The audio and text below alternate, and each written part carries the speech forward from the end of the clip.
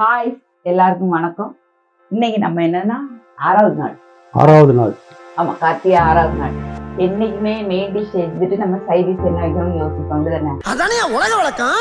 இன்னைக்கு வந்து side dish எடுத்துட்டு அது கரெக்டான ஆப்டா நம்ம ஒரு ஹோட்டல்ல எல்லாம் கிடைக்கக்கூடிய ஒரு ரெசிபி தான் நம்ம இன்னைக்கு பார்க்கணும். எல்லா ஹோட்டல்லையும் கிடைக்காது. எல்லா ஹோட்டல்லையும் கிடைக்காது. சைவ ஹோட்டல்ல அது ஒரு சில ஹோட்டல்ல ஆமா வேற. ஆனா இதுக்கு இது வச்சு சாப்பிட்டா காம்பினேஷன், எப்பவுமே லஞ்சுக்கு காம்பினேஷன் சொன்ன மாதிரி இதுக்கு இது வச்சு சாப்பிட்டா ஒரு டேஸ்ட் கூட எக்ஸ்ட்ரா ஒண்ணு சாப்பிடலாம். என்னையா ஓவரா பேசுறானே தவிர பாம்ப வெளிய விட மாட்டேங்கிறானயா. அப்படிப்பட்ட ரெசிபி தான், வேற ஒண்ணும் இல்ல. அவியலும் அடை. அடத்தோசை அடை அவியல். சரி, ஓகே. ரொம்ப கஷ்டமான டிஷ் இல்ல. அந்த அடை அவியலுக்காக வேண்டி நான் அரிசி ஊற வச்சிருக்கேன். தோசை போடக்கூடிய அரிசியா இருந்தாலும் சரி, பொங்கக்கூடிய அரிசியா இருந்தாலும் சரி, ரேஷன் அரிசியா இருந்தாலும் பச்சரிசி வேண்டாம். நல்ல மிளகு ஜீரகம் போட்டு கோர வச்சிருக்கேன். பருப்பு, கடலை பருப்பு அதுவும் கோர வச்சிருக்கேன். அதோட மிளகாத்தலும் போட்டு அரைக்கிறதுனால நம்ம வந்து மிளகாத்தலும் போட்டு வச்சிருக்கோம். உளுந்து வந்து இன்னைக்கு நான் கருத்த தொலி உளுந்து தான் எடுத்திருக்கேன். உடச்ச கருத்த தொலி உளுந்து, ஸ்கின் ஒண்ணு எடுக்கல, அப்படியே தான் போட்டு நம்ம இன்னைக்கு அரைக்க போறோம். 2 உலக்கு அரிசிக்கு நான் வந்து 3/4 உலக்கு மேல கடலை பருப்பு எடுத்திருக்கேன். ஒரு ஸ்பூன் இல்ல 2 ஸ்பூன் உளுந்து எடுக்கணும். கம்பல்சரியா உளுந்து வந்து 1 ஸ்பூன் இல்ல 2 ஸ்பூன் எடுத்தா போது, நிறைய எடுக்கக்கூடாது, ஈக்குவல் எடுக்க கூடாது. எவ்வளவுக்கு எவ்வளவு பருப்பு சேர்க்குமோ அவ்வளவுக்கு வர அடை வந்து பொறு. இதுதான் அடை அவியல். அடைக்கு வந்து கடலை பருப்பு எவ்வளவு ஆட் பண்ணுமோ அதுக்கு வந்து அடை வந்து ஒரு கிறிஸ்பியா வரும். ஃபைனாவும் அரைக்க கூடாது. சுட சுட சாப்பிடணும். சுட சுட சாப்பிடணும். சுட சுட சாப்பிடணும் இல்ல, கொஞ்சம் எண்ணெய் நல்ல எண்ணெய் நிறைய தேவைப்படும். இது வந்து ஃபுல் அண்ட் ஃபுல் வந்து நல்ல உடம்புக்கு ரொம்ப சத்தானது. அந்த காம்பினேஷன் தான் வந்து அவியல் வந்து சாப்பிடுவோம் நாங்க. இந்த எங்க ஊர்ல குறிப்பிட்ட ஒரு சில ஹோட்டல்ல, சைவ ஹோட்டல், நம்ம ஊருக்காரங்களுக்கு அது தெரியும். மேக்சிமம் உடம்புல உள்ளவங்க அடை அவியல் வச்சு சாப்பிடுவாங்க. அவியல் வச்ச அன்னைக்கு, ஏன்னா இதெல்லாம் ரொம்ப நேரம் கோரப்படாது. ஒரு 2-3 மணிக்கு கோரப்பட்டு டக்குன்னு ரெடி பண்ணலாம். தோசை மாவு மாதிரி புளிக்க வைக்க எடுக்க ஒண்ணுமே வேண்டாம். வேலை செய் தப்புன்னு. அதுக்கு ஃபர்ஸ்ட் என்ன செய்யணும்னா, நம்ம வந்து அரிசி அரைக்க போறேன் ஃபர்ஸ்ட். இல்லைன்னா இதை நான் வேக போட்டுறேன். அவியலுக்குள்ள காய்கறிகள் பாத்துருவோமா? உருளைக்காய், கத்திரிக்காய், தடியங்காய், வெள்ளரிக்காய் ஈக்குவலா எடுத்திருக்கேன். சீனி அரைக்க கண்டிப்பா வேணும். கொத்தவரங்காய், கேரட், இது வாழைக்காய். இன்னைக்கு நான் சேனை எடுக்காம உருளைக்கிழங்கு எடுத்திருக்கேன். இதே மாதிரி முருங்கைக்காய் ஒண்ணுமே எடுக்கல. வேணும்னு அவசரம் கிடையாது. ஏன்னு கேட்டா அடையும் அவியல் வச்சு சாப்பிடும்போது அது கோர, நம்ம வந்து சாப்பாட்டுக்கு கோர உறிஞ்சி எடுக்கிறதுக்கும் இதுக்கும் வித்தியாசம் உண்டு. அதனால நான் இதுல வந்து முருங்கைக்காய் ஆட் பண்ணல. ஆட் பண்ணாலும் தப்பு இல்லை. இதுக்காக இவ்வளவு எடுத்திருக்கேன். இது எல்லாமே கொஞ்சம் குழையணும். சோறுக்கு வைக்கக்கூடிய அவியல் காய்கள் வந்து ரொம்ப குழைய கூடாது. ஆனா அடைக்கி வைக்கக்கூடிய அவியல் வந்து குழையணும். அதுக்காண்டி நான் இந்த குக்கர்ல ஒரு 2 விசில் போட்டு எடுத்துருவேன். எல்லாமே கூட கருவேப்பிலை வச்சிருக்கேன்னா, என்னைக்குமே காய் கழுவு முன்னாடி வெட்டிடுமே தவிர கழுவுன அப்புறம் வெட்ட கூடாது. ரொம்ப குழஞ்சி மசிஞ்சு போயிடக்கூடாது. எப்பவுமே உப்பு போட்டுதான் வேக வைப்போம். இது கூட மஞ்சள் பொடியும் போட்டுடேனா.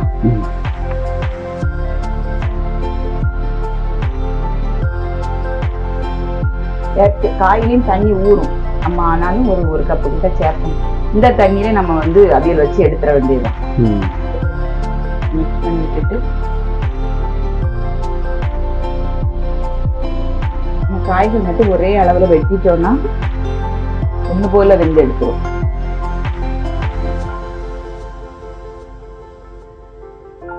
அவியல் காய்கறி ஒண்ணும் தண்ணி ஊற்றி எவ்வளவு வேக வைக்குமோ அந்த தண்ணியில ஒரு 3/4 பங்கு தண்ணியாவது இருக்கும்.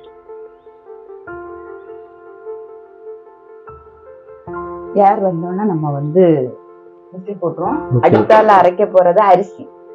எப்பவுமே அடைக்கு தனித்தனியா அரைக்க வேண்டியது அரைக்கணுமே தவிர அரிசி, பருப்பு, உளுந்து எல்லாம் சேர்த்து அரைக்க கூடாது.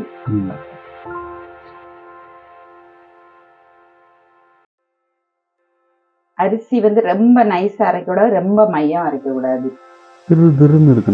ரொம்ப திருலாம் இருக்காண்டா, முழிக்கிறான். ஆமா, அந்த மாதிரி.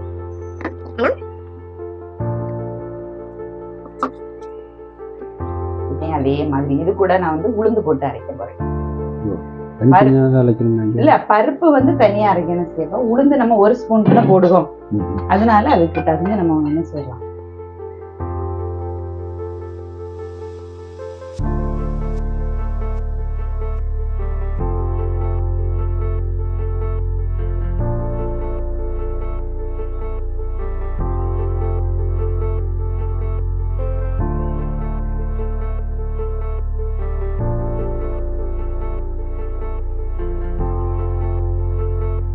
கையில பார்த்தா தெரியும் அந்த திருவிருன்னு இருக்கிறது. கண்டிப்பா ஆமா.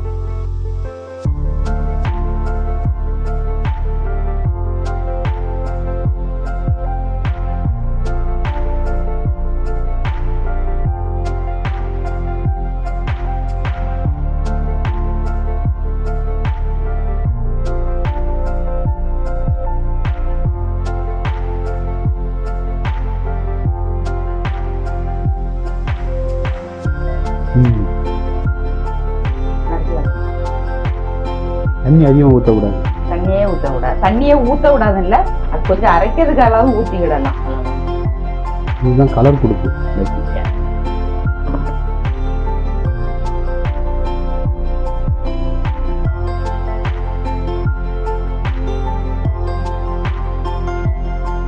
கலக்கி ஊத்ததுல அது ஒரு டேஸ்ட்.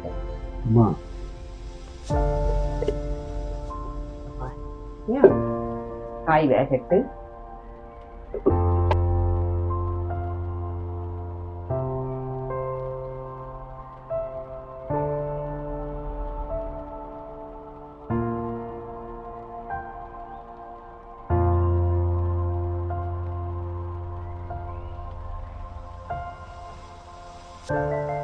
இன்னைக்கு ஏன் அடை இந்த கலர்ல வந்திருக்குன்னு சொல்லுங்க.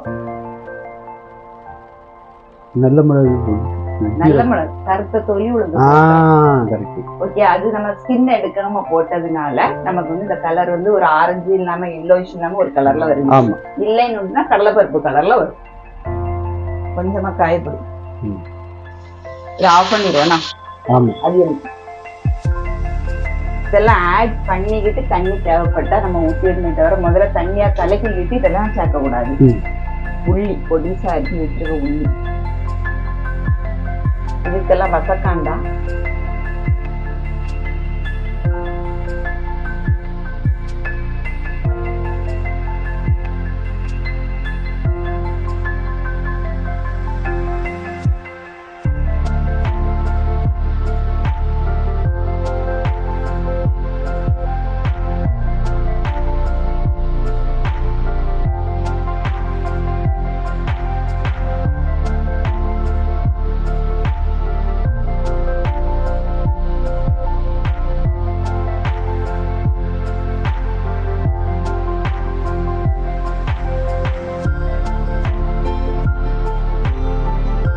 பச்சை மிளகு, கருவேப்பிலை போட்டிருக்கேன். அடுத்தது ஜீரகம்,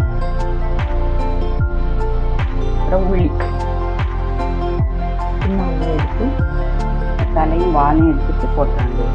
மேலோட ஸ்கின் எடுத்துட்டாங்க.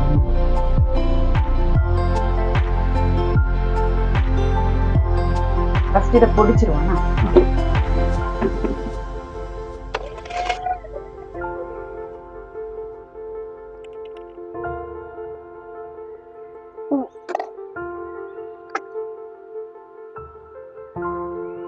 மஞ்சள் பொடி போட்டிருக்கோம். ஆனா நல்ல டார்க் மஞ்சள் கலர்ல தேவை கிடையாது. இந்த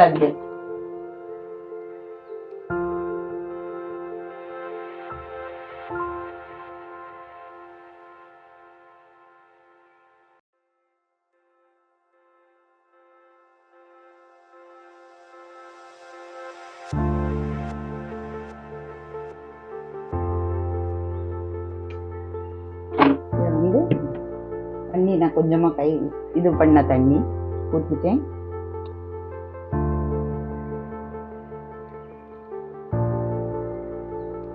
நீ தண்ணி எல்லாம் ஒண்ணு ஊத்தாங்க.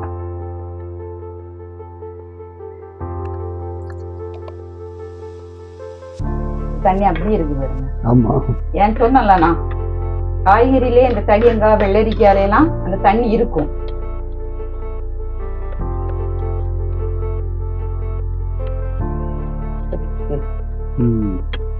இதை வந்து இனி கொதிக்க வச்சு நம்ம என்ன செய்யணும், லாஸ்ட் தேங்காய் எண்ணெய் ஊற்றி இறக்கிற வேண்டியதுதான்.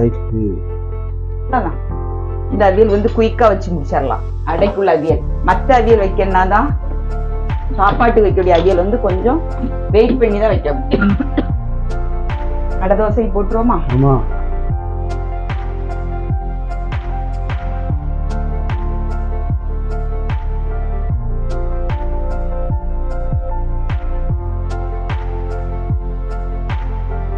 ரொம்ப கட்டியாவும் வராங்க, ரொம்ப தண்ணியாவும் இருக்க கூடாது. அந்த டைம்ல நம்ம எடுத்துக்கிடுவோம். உப்பு இருக்கான்னு பாக்குறேன்.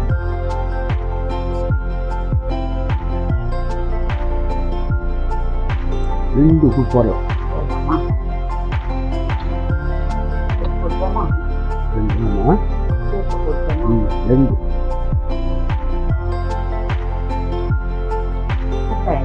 எண்ணெய் ஊற்றிடுவோமா?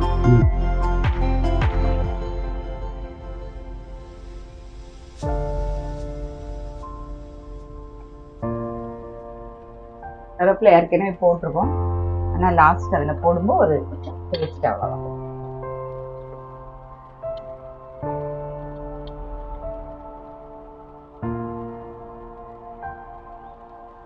வெள்ளை தள்ளி வைக்கலாம்.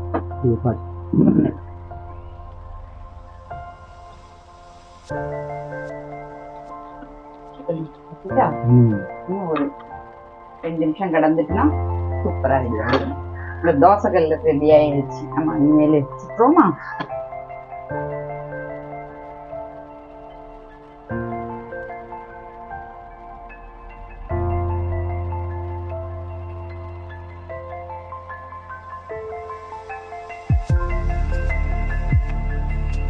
அதே மாதிரி அடை தோசை ஒன்றும் ஃபுல் ஃப்ளேம்ல வச்சு சுடக்கூடாது, மீடியத்தில் வச்சு தான் சுடணும். ஏன்னா வேகணும், பருப்பு எல்லாமே வேக வேண்டியது இருக்கு. நல்லா ஆயில் நிறைய தேவைப்படும்.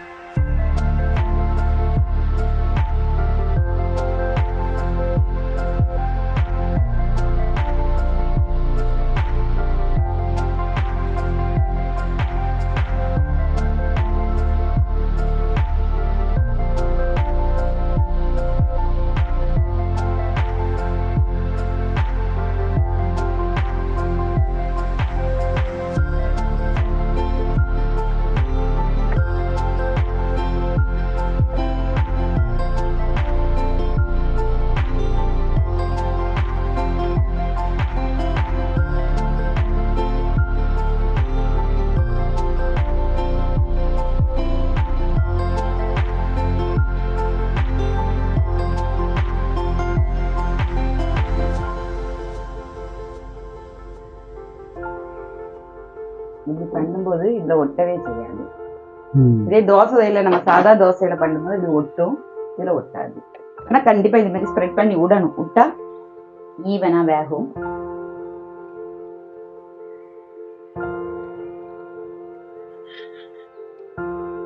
சூப்பரா ரெடி ஆயிட்டா. நம்ம எவ்வளவு எண்ணெய் ஊத்தினாலும் தெரியாது, ட்ரையா இருந்த மாதிரி தெரியும். அதே மாதிரி நம்ம வந்து சட்னி எல்லாம் சைட்ல ஊத்துவோம். ஆமா, இதுல சைடுல எல்லாம் ஊத்த கூடாது. எப்படி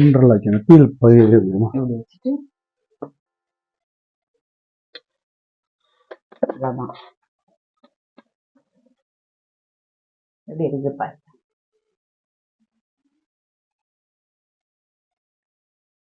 சூப்பரான நல்ல ஒரு ஹெவியான ஃபுட் இது, டிஃபன்.